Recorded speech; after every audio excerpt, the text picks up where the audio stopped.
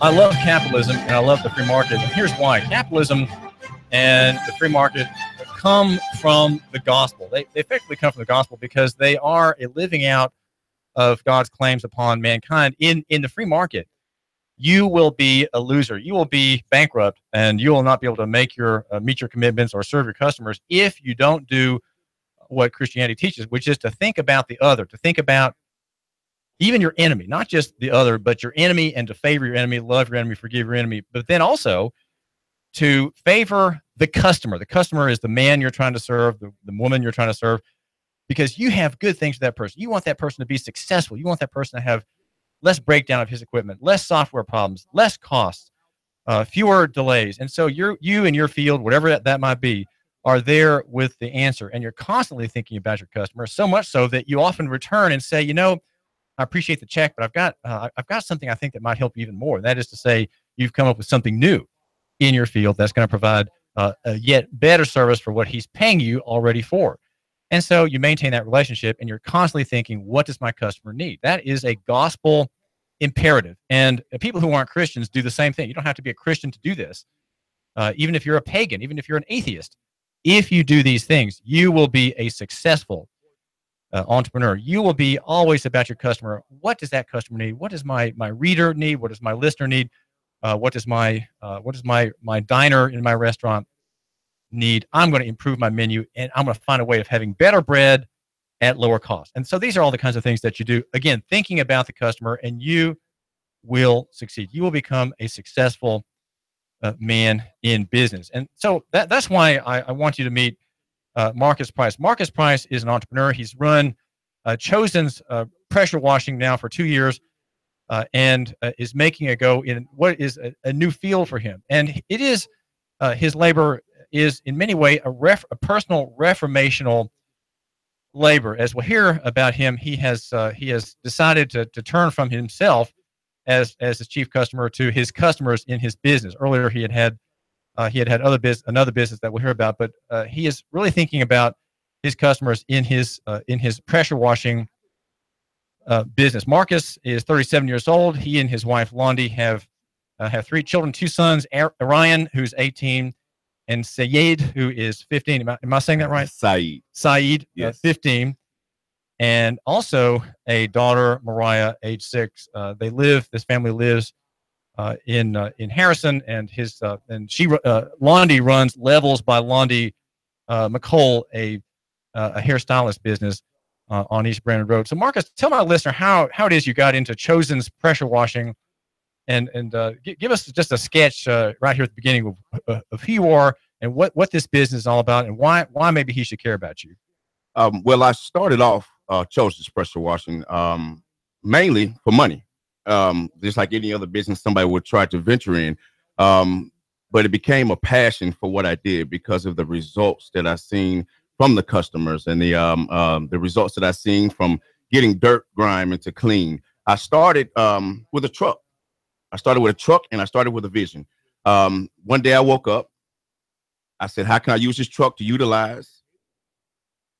How can I utilize this truck to make some revenue? How can I bring in some money? How can I bring in some extra money? A strong testimony as well. Me and my wife had divorced. We had divorced for almost a year. We're back married now, happily ever after, happier than ever. So I was kind of in a bind with cash. So me with the home, still had kids to feed, still had myself to take care of. I had to figure out a way how I was going to make extra cash other than the job I was working. So it started off with. And what job was that? I'm working at Southern Champion Trade. So the vision started off putting it out on Facebook. I had a fill in the blank. What do you think's coming next? Like I said, I've had a Chosen's oils prior to Chosen's pressure washing, which I sold fragrance oils for homes, perfumes, colognes. But to get into this, I knew that it was good money to be made. I didn't know how hard it was going to be. I didn't know how easy it was going to be, but I knew it was money to be made in this field. Why were you confident that you could generate cash flow from a line of business like this? Me personally, I think I could sell ice to ice tray, just to be honest. So I'm an entrepreneur and a hustler at heart, so I knew whatever I put my hands on, I knew I can make something shake out of it. I also knew that God had my back. I also knew that this is a vision that he gave me, just to be honest with you, because I woke up with this on my mind. It wasn't like somebody talked to me about it or somebody tried to, persuade me into doing it. Trying to sell you a franchise. Exactly. No, this is something that I woke up and it was on my spirit. It was on my heart. It was on my mind. It was weighing on me heavy. So I put it out there, and to say the least, within 2 weeks, I had everything that I needed. Everything that I needed. I had Be specific. I had my pressure washer. I had my 275-gallon water tank. I had a generator. I had chemicals to start everything off, and I had my truck. So within 2 weeks, I had gathered everything that I needed to start this business. And within the first 2 weeks of putting it out there, having everything, I had landed my first job. Well, you had to buy all these things, right? They didn't just plop into the bed of your pickup truck. They didn't just show up one morning, did they? Well, you had to hunt for them, buy them used? No. Let me tell you. Honestly, most of my equipment did just fall into my lap. I'm gonna be honest. It was a vision that I put out, like I said, on Facebook. I talked with my sister a couple of times about it. My sister, honestly, it was around October of 2015. My sister told me she's a massage therapist. So I was getting a massage, feeling kind of tight, feeling kind of tense. And I was talking to her about it. And she had told me, well, brother, I'll buy you the pressure washer. It'll be an early Christmas present, but I'll buy you the pressure washer. So I was like, perfect. So I found out where I can get the water tank. The water tank is where I buy my chemicals and solutions down on 13th and Central. I went down there thinking I was going to have to buy it. They put it on the back of my truck for free. Another vision I put out on Facebook, my sister, Stephanie Sims, she started me off with my chemicals. So I had the chemicals. So therefore, only thing that I really bought was my generator. I was out of $250 for my generator. And my brother, James McCauley, he had bought my extension hose for my pressure washer, so I won't have to be dragging it around the house. So everything, honestly, except the pressure washer, just landed in my lap. Well, tell my listener why you have to have a generator. What's the purpose? The generator is my power source for my mobile detailing, for my vacuum, for my drill, for my brush, for my electrical brush, for my electrical dual action polisher. So I need that power source, so I won't have to use the people's power source, because what I want to do is bring the convenience to you. All I need when I come to detail your vehicle is your keys, and that's all I'll have to do. Get your keys. I'll let you go back inside your home, or let you go back inside your place of business or your place of employment. Give you a text or call when I'm done, and that's all that needs to be done. So when I do come and I take care of your situation, all you have, I had a lady call me yesterday, asked me, did she need to give me the vacuum?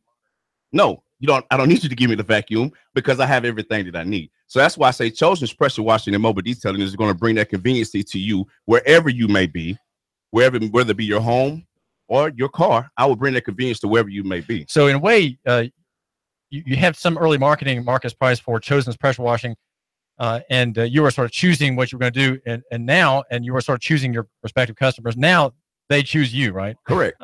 To be honest, I'm at this point in time, I'm getting phone calls instead of having to get out and push the business. I'm still branding. I still brand my business every day. I tell people, I had a talk show I was on about a month or two ago. I had them follow my Instagram page and my Facebook page, but I also warned them, my disclaimer, I am on there every day. I'm going to stay in your face, because the thing is, when somebody speaks on pressure washing, when somebody speaks of mobile detailing, I need them to speak on Chosen's pressure washing and mobile detailing. What does Chosen's mean? Chosen's, actually, my wife had blessed me with that name.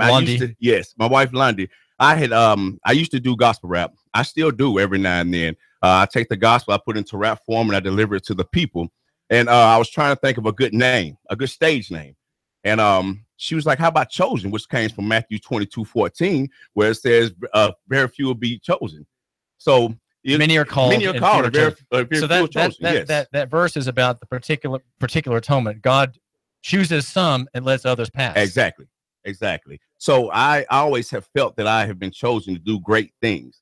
I've sometimes utilized those things for negativity, but for the most part, I know I've been chosen to do great things. So that's where the name came, and it kind of stuck throughout my life and continuing into business. Well, even when you were selling oils, which you did for 8 years, Marcus Price, you had the name Chosen. Well, so tell us a little bit about the first use of that name. And there seems to be, from what you're saying, a kind of a biblical theme.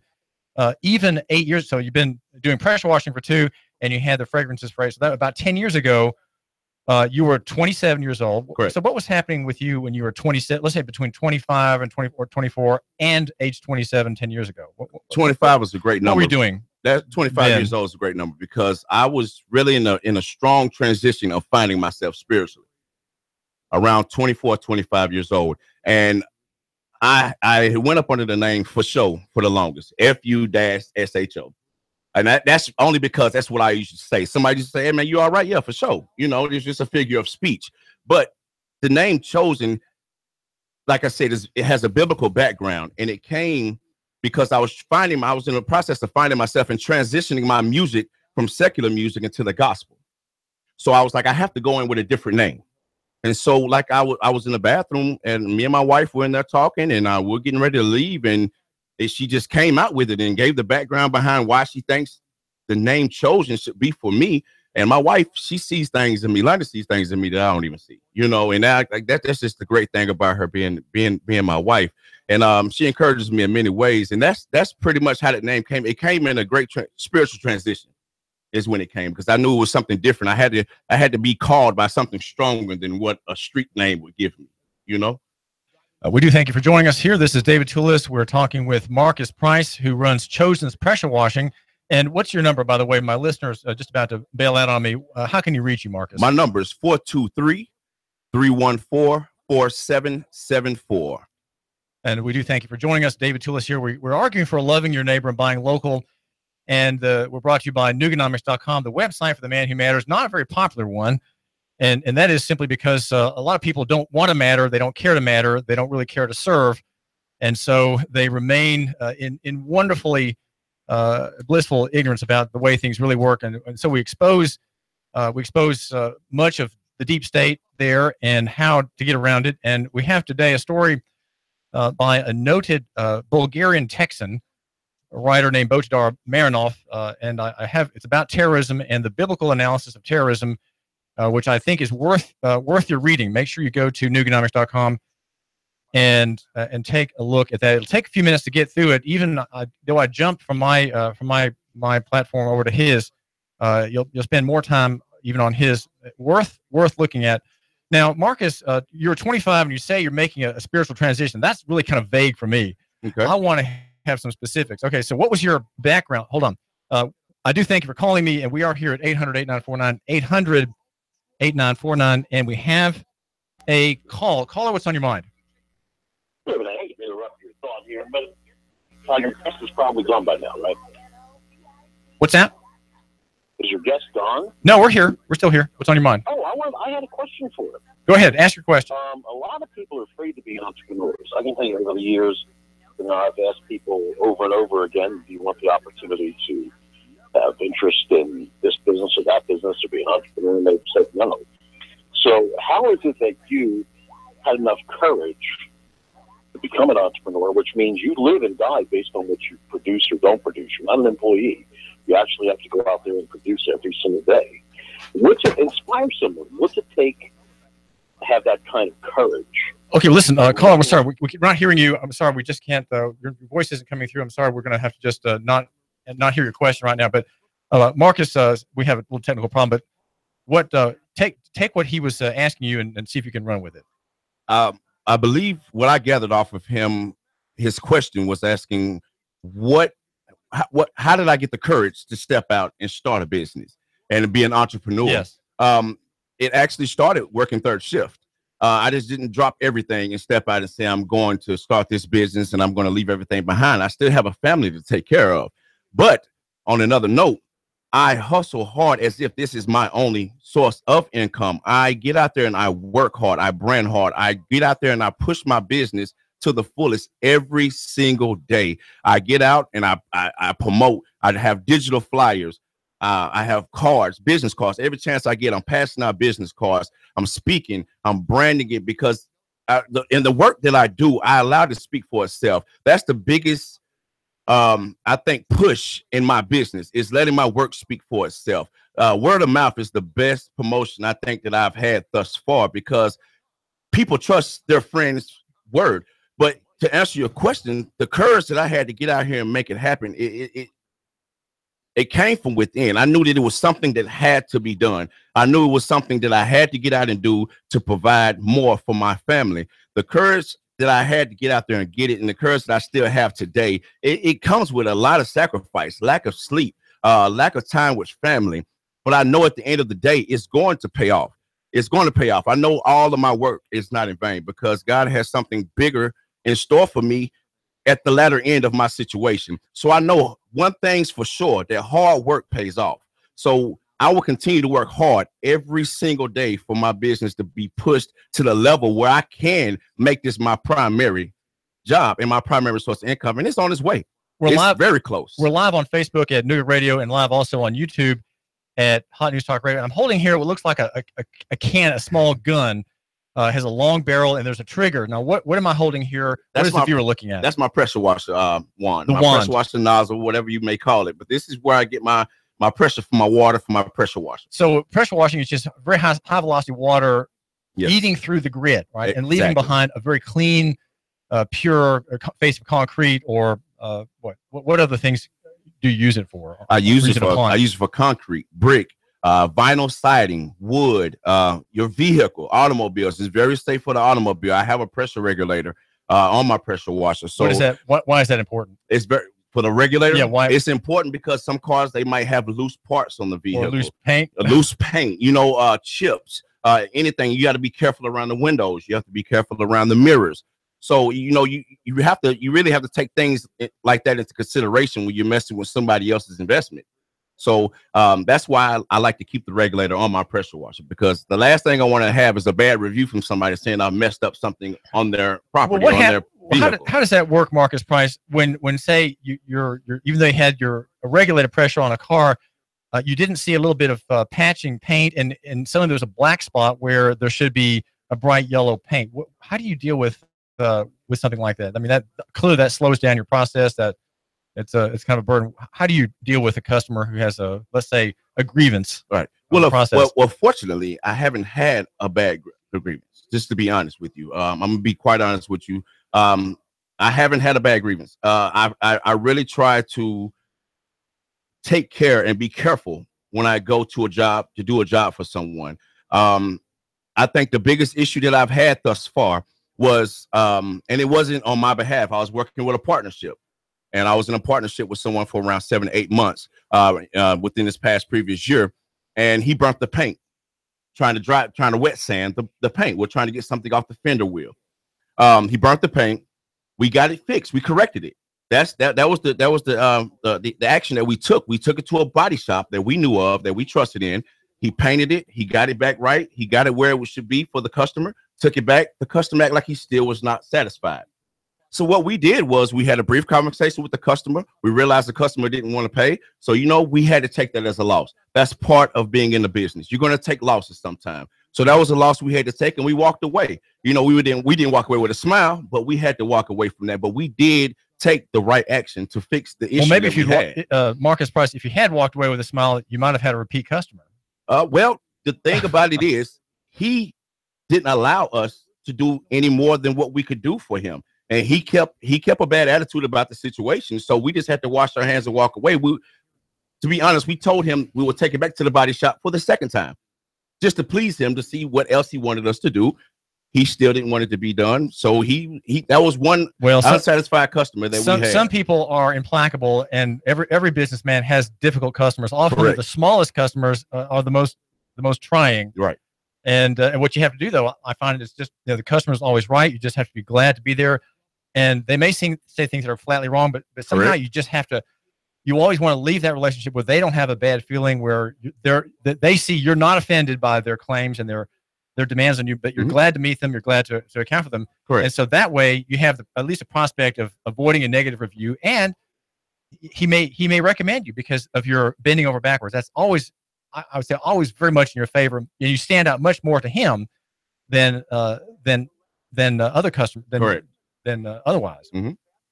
I totally agree with that. And like I said, even in that situation I'm speaking on, we even tried to take it back and fix the problem that he had after we had already taken it to be fixed. he still didn't want it to be done. So that's why I say we just had to walk away from the situation because he wasn't willing to work with us anymore. In your field, how do you, just quickly, how do you stand apart from competition? There are other people who are doing this line of work, Marcus Price. How do you stand apart? I stand apart from the competition because what I put into your vehicle, your home, your deck, your sidewalk, your driveway, I put passion, I put love into it. I don't do anything that I don't want to be done in my own home. I give you the same courtesy and the same work I want to be done for myself. So I think that's what sets me apart from the rest of the people. It's the passion that I have for the profession that I'm in. This is Marcus Price that you're hearing. His business is Chosen's Pressure Washing. And again, what's the number of the website? The number is 423-314-4774. Please go and follow my Instagram page, Chosen's with an S _pressure _washing. Chosen's _pressure _washing. That's a man who knows how to sell. David Tulis. The Tennessee Valley's news talk leader, Nooga Radio, Digital FM 95.3.